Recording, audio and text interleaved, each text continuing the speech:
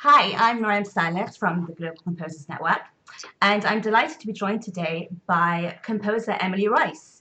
Thank you for taking the time, and congratulations on your recent success with your score for The Island. Oh, thank you very much. Thanks for having me. It's a pleasure. So, I want to start off by asking you, how did you begin your journey into music in general, and how did you find your passion for composing for visual media? Oh God, how did I start? Well, no one in my family is a professional musician, so I'm kind of the odd one out.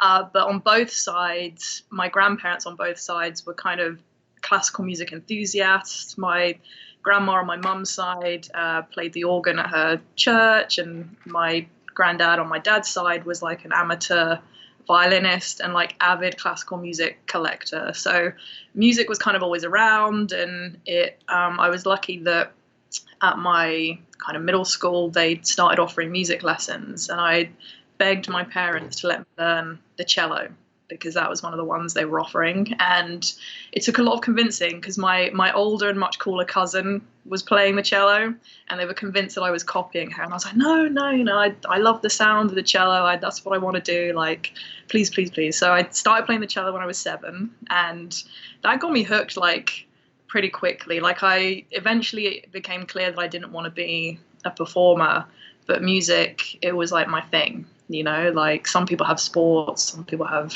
like film specifically or whatever. Like music was always my thing, and I always knew I was going to just take it as far as I could, but I never really had a plan like, oh, what will I do for a job or whatever. And God, long story short, I was doing my undergrad in music at the University of York, and I did my dissertation on Bjork and her music videos. Fast forward a few years later, fast forward a few years after that, I was playing electric cello in some bands, like just gigging around London and whatnot. And one of the bands, I sort of finally started writing my own cello parts because I'd been sort of so scared to do it before because I thought I know music, I can play music, but I can't write it. Like it's a whole different thing. And they finally convinced me to try, and I loved it. And I thought, well, I don't want to be a songwriter, but I want to write music, and it makes sense using music to tell stories. I mean, that's what we've been doing since humans landed,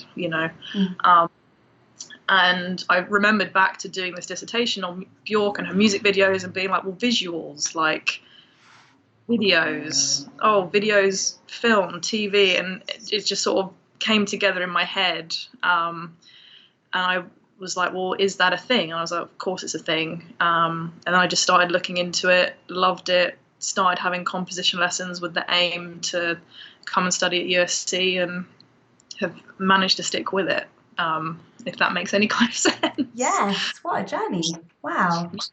And yeah, it was never like I'm not one of those composers who, from the age of 6 knew that I wanted to be the next John Williams. Like it just wasn't. It took a long time to work myself to there. But when I finally got there, it sort of seemed like all those roads were always leading me there, one way or another. So it kind of felt inevitable, even though I didn't know that it's what I wanted to do until maybe like my mid to late 20s.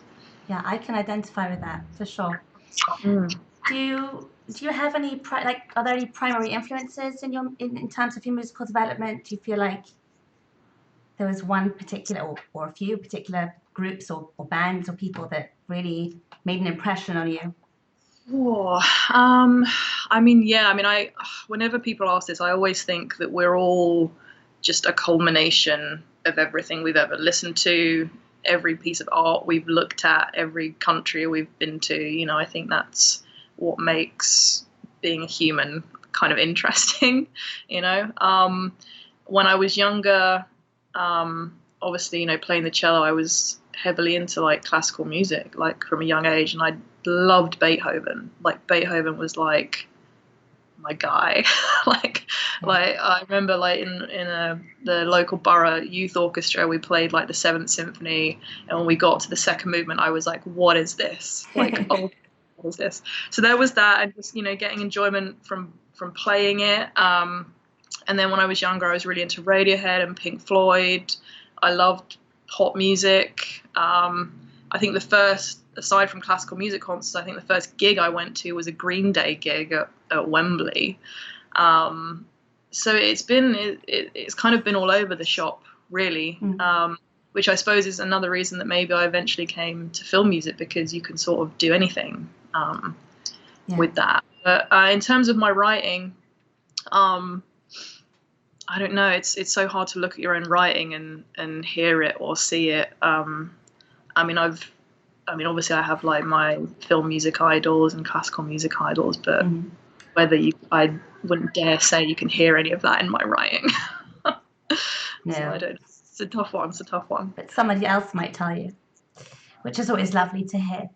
Yeah, I'll let other people think about it. So on this journey to finally deciding that you wanted to write to picture, was there anything unexpected that came your way, or? In terms of like experiences or projects? Yeah, or... well, experiences or projects, either, but mostly experiences. I mean, when I first started, sort of realizing that I might be okay at it, like, because I didn't know, and I kind of came late to it. Gosh, I mean, getting into USC was like the life-changing moment, because, you know, before that I was working for a music charity in London. I was sort of trying to do just bits and pieces to keep music going, you know, just for myself. And if I hadn't gotten into USC, I mean, I'm sure I would have figured something out, but that really set the path, you know, from, you know, where I'm at now.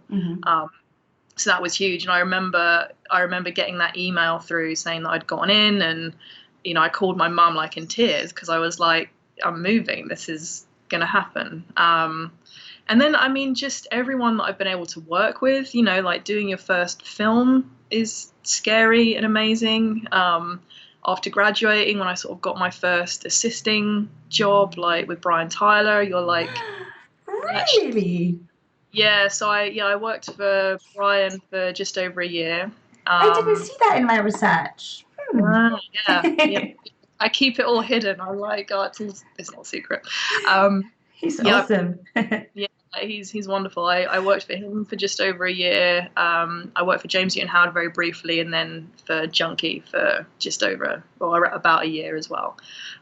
So yeah, I mean, first, you know, going and like meeting those guys for interviews, you're like, you know, it's like you're going for a job. This is what you want to do, but you're also like aware that they are like the most successful people in the field that you're just stepping into, and it's like meeting a celebrity, you know, to us, and it can be very slightly overwhelming, but so that was great. I think one really wonderful moment for me was when I worked on The Mummy with Brian, and I got to come back to London for the recording session. So for me, coming back to London for work was like, this is amazing. Like, and, you know, Abbey Road, it's like, God, is this really, you know, there are constant like pinch yourself moments, you know. And then, you know, when I finally got I say finally, like I'm owed a show now or anything, but like when I then got my Netflix show, it's this whole other wow. Like,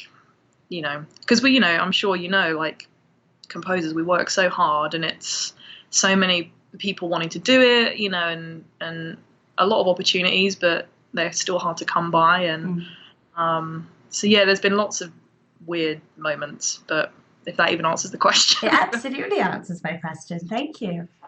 I wanted to ask you if you could tell us a little bit about your setup, the programs you use. Is there anything that you can't live without? Oh gosh. Well, I'm writing in Cubase, and I run my picture off in Pro Tools. What can I not live without? I mean, honestly, like probably my cello, because I end up doing so much weird stuff, like recording it in, and like my just audio tracks in general, like whatever I play, and I often like love recording stuff to audio and then messing around with it, and I find that kind of yields a lot of like slightly different stuff that you wouldn't find if you're just using, you know, the library straight out of the box and stuff. And also my fader master. When I was working for Junkie, he had a fader master, to sort of so geeky to do all the drawing all the MIDI, and I got so used to using that, I was like, I'll get one. Composers and their toys. Fader master and my cello at the moment. Nice, lovely. So let's talk a little bit about the island. So I'd like to ask you how you got involved with the project, because I've heard that there is a bit of a story behind that, isn't there? Yeah. So I was part of a concert called The Future is Female, which was on at the Wilton in LA last September, and they'd done one the year before, I think in 2017. So this was the second volume, and I was asked, to do that. And I met a guy while we were working on the show. He'd been working for Avid, so he was helping hook us up with gear and, for the show and everything. And he was just about to jump over and start a new job, or he'd just started a new job at Netflix. And so he and I got on during the show, we're like, yeah, let's get lunch when this is all done. Fast track to the beginning of this year, we're still trying to get lunch. He gets busy, I get busy, I take a trip to London, he's on vacation, has a wedding, whatever. And we eventually reconnect, and he's like, yeah, we should get back on this lunch. And I was like, yeah, okay. And he literally just out of the blue was like, do you want a show? I want to talk to you about a show. And I was like, okay, of course I want a show, but what, it's not that easy, surely. And then we did all, the usual channels. He was like, I really want to recommend you for this show. I think you could do it. And I asked him what it was, and I sent a reel, and he was like, it's kind of this sci-fi thing. I was like, yeah, great, super excited. And I went in for the meeting and got the job. But it's this guy that helped us out on the show, basically kind of took a chance and recommended me, and that was it. Amazing story. Wow. And once you had gotten a glimpse of the material, how did you approach it? Because this was this something that you had done before, or it was your opportunity to completely put your own stamp on something? Yeah, I mean, most of my own writing has been for films, and I've done a lot of assisting on TV, but never really written TV.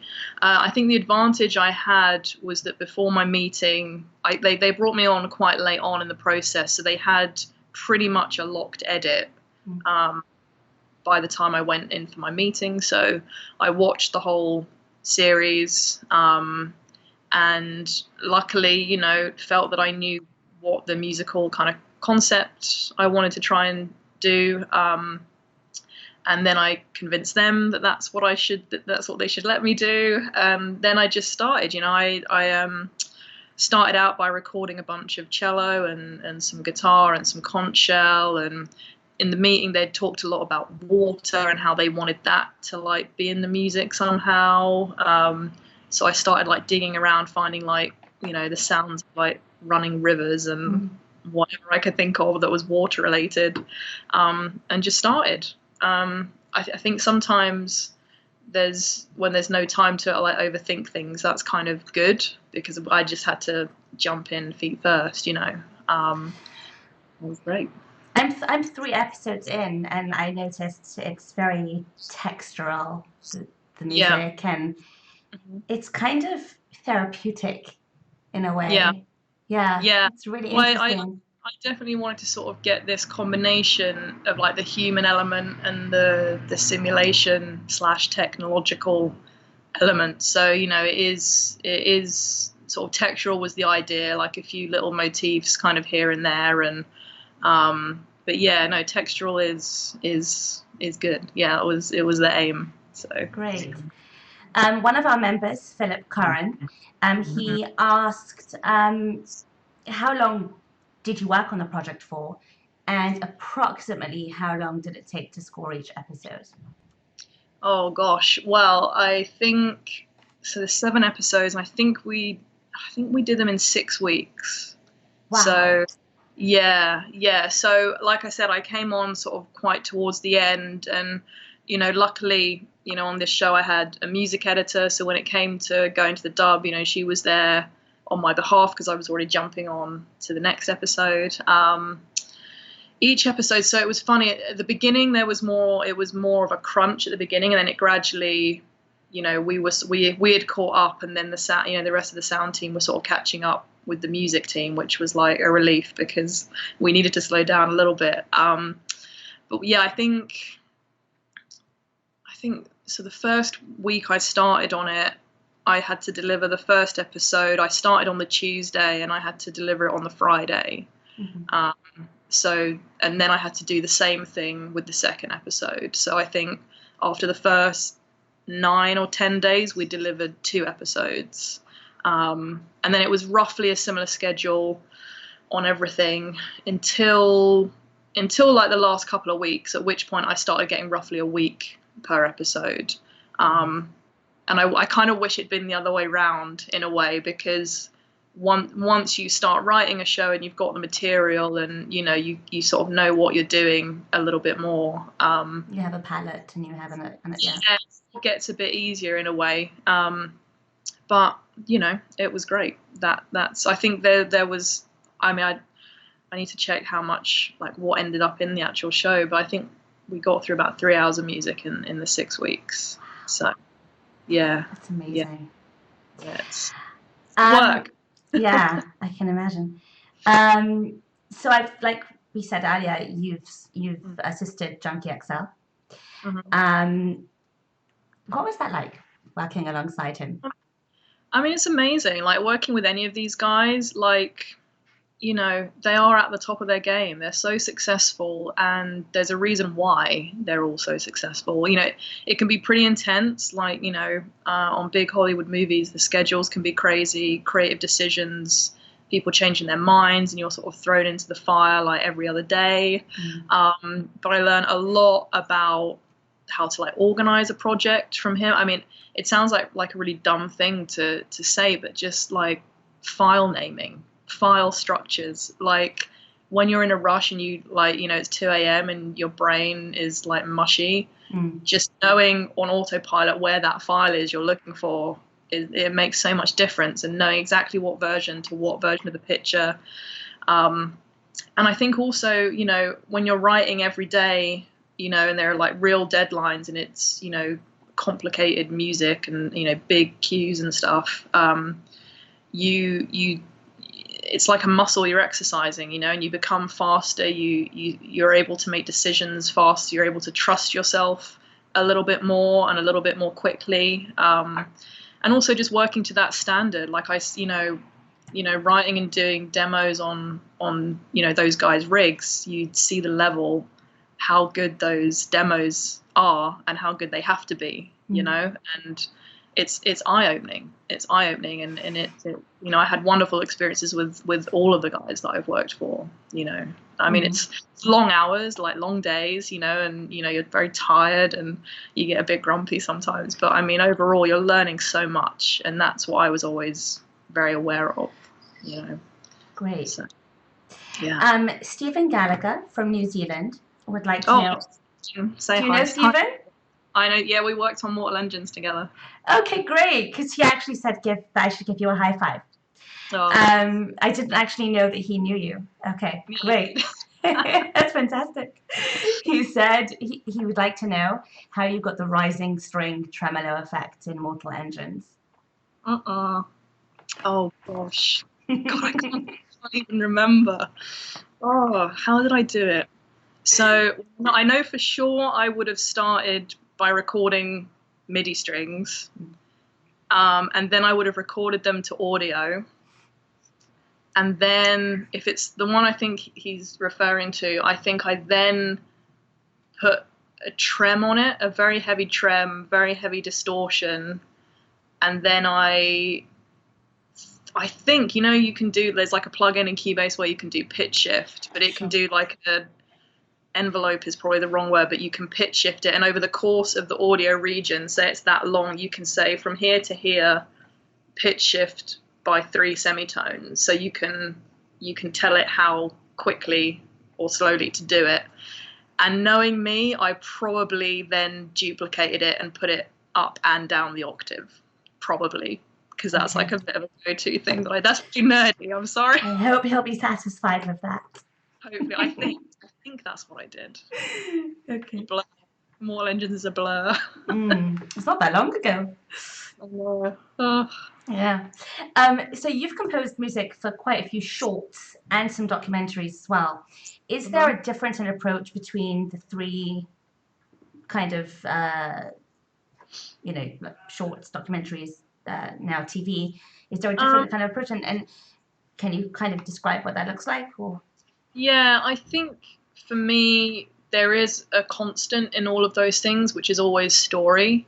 And I know that might seem like a weird thing to say in documentary because, it's not narrative storytelling in the same way. But there is still a story. There is still potentially a perspective or, so I always approach it, what is the story and how can I support that? I think with short films, it's hard because you have a lot less time to tell the story. I think if it's like a teaser, I did the short film Mr. Malcolm's List, which was like a teaser for the feature. I think when you're doing a teaser, it's slightly different because you're sort of setting something up rather than, trying to tell a fully fledged story in like 5 or 10 minutes. And I don't know. I think, like, for me, I will always approach and try and have some kind of thematic material, something for people to, like, orally hold on to. yes. I just, I think if it's a, TV or a feature and that, it's really character driven, I will always try and do character themes, depending on the story, like if that would, serve it. Yeah, I don't know. It's funny because, I know like composers talk about their process and I'm sure there are some things that I do similarly each time, but every time I sit down, I feel like I'm doing it for the first time again. I don't know what I'm doing. So it's trying to sort of piece together, what do I actually do? I think that's a popular opinion. I've had many a top composer say that they approach every single project as though they've never done something like this before. Yeah, and I mean, because I think every story is slightly different, every director is slightly different, the creative vision is always slightly different. And I was at the Sundance Composer Lab recently, and, James Newton Howard came in to talk to us, and he said, you get to a point in your career where you think you've done one of everything. And he said, but still I'll get a film and it's like, oh, I haven't done one of these. Oh, God, what do I do? And you're like, wow, if he feels like that. But I mean, what a wonderful thing to have a job and something you love doing that's going to keep you that on your toes, hopefully for the rest of your life. I mean, that's partly why I'd love it. Absolutely. Absolutely.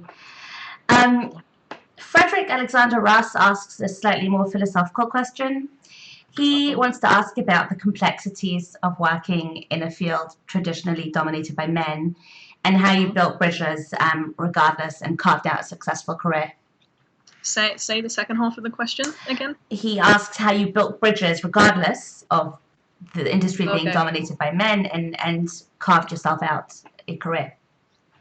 Gosh, that's another hard one because I mean, obviously, I never knew that being a female composer was a thing until someone asked me what's it like to be a female composer. I hear you. And it's and what strikes me as odd is like, well, compared to what? Compared to being a male composer, well, I can't compare it because I've not been a male composer. I won't be a male composer. But I appreciate him bringing the question up because it is an important discussion nevertheless. I think for me, part of the reason when I started composing and I started having composition lessons, I wanted to be sure that I had like a strong like compositional foundation, and I always wanted to be able to walk in to studying film scoring and then to hopefully walk out the other side with some kind of confidence, because I knew that the industry was going to be hard anyway. I became aware that it was going to be hard being a woman because I was constantly told that it was going to be hard being a woman, and because I'd got performance anxiety as a cello player, I didn't want the same thing to happen to me as a composer. So I guess giving myself what I consider and hope to be a solid foundation, like in education, like, you know, learning composition. I try to set myself up in that way. I think going, and again, that's partly why I went to USC. I wanted to look good on paper. You know, not that people really, you know, it's not like a director will necessarily care.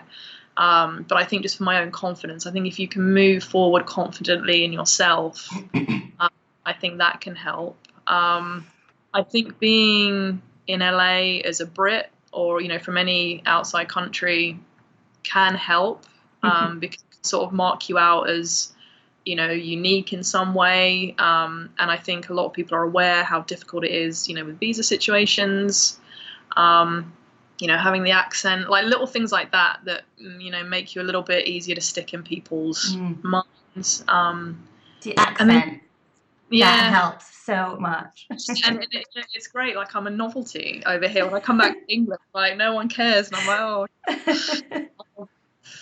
But yeah, building the bridges. I mean,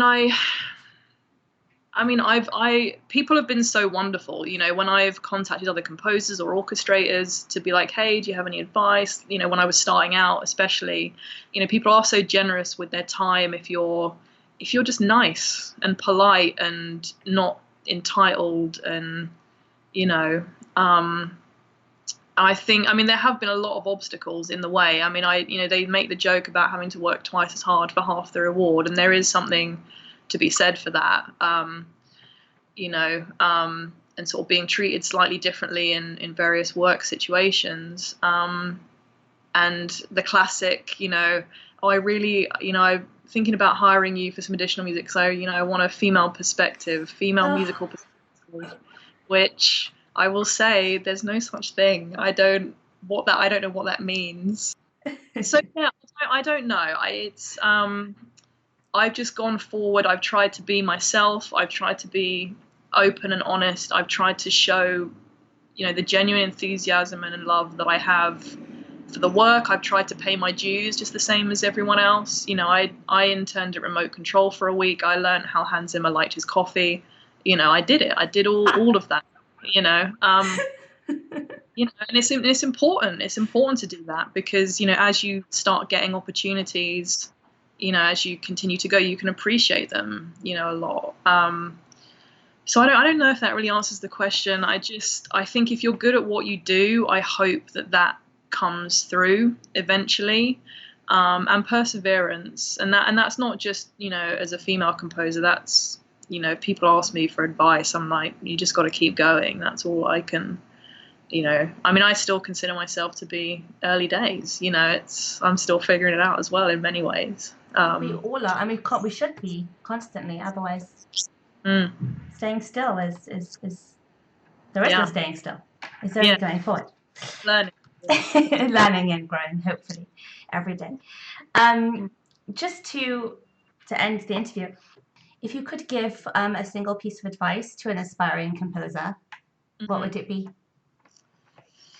I think it probably would be the perseverance thing again. Like, listen to a lot of music, not just film music. Study if you can. You know, like Paul McCartney famously can't read music. I don't think that you have to study to be able to do music-related jobs. But if you can give yourself that benefit, then do that, and then just keep going. Like with film composing, especially. You know, I'm still, you know, I'm like 5 years into my journey in LA, and I'm still, you know, at the beginning. Like I say, it's a long process. It takes a long time. You have to really want to do it. You have to really love it, and you just have to keep going and get used to rejection. Like, it's gonna happen. Like, it's gonna happen time and time again. So the sooner you can get used to that and thicken your skin and all the rest of it, the better. So yeah, but perseverance really. And it's hard, but perseverance. Well, thank you so much.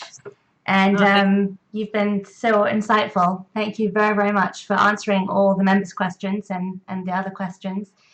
And it's been such a pleasure to hear about your journey.